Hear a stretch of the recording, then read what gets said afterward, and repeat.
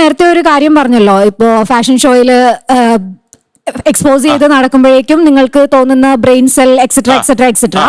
So science ആണെന്നാ പറഞ്ഞു. Of course. And what I'm asking is, ഞാനും ഒരു മോഡലാണ്, ഞാനും ഫാഷൻ ഷോ ചെയ്തിട്ടുണ്ട്.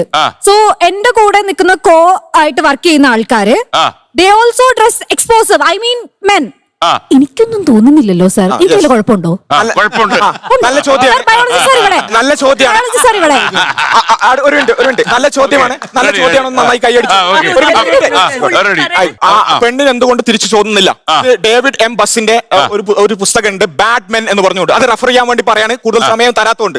ഇവിടെ ഒന്നും അത് മനസ്സിലാക്കേണ്ടത്, പെണ്ണിന് വിഷ്വൽ സ്റ്റിമുലൈ അല്ല പ്രൈമറി സ്റ്റിമുലൈ എന്ന് പറയുന്നത്. പെണ്ണിനെ സംബന്ധിച്ചിടത്തോളം സെക്ഷൽ തോട്ട്സ് വരണമെന്നുണ്ടെങ്കിൽ കെയറിംഗ് പോലെയുള്ള ഒരുപാട് കാര്യങ്ങളിലൂടെ കടന്നു പോയതിനു ശേഷം മാത്രമേ പറ്റുള്ളൂ. അത് നമ്മൾ അണ്ടർ പെർസെപ്ഷൻ ബയാസ് എന്ന് പറയും. പെണ്ണിന് പെട്ടെന്ന് ആണിനോട് സെക്ഷൽ തോട്ട്സ് വരൂല, പക്ഷെ ആണിന് വിഷൻ വഴി എന്ത് വരും?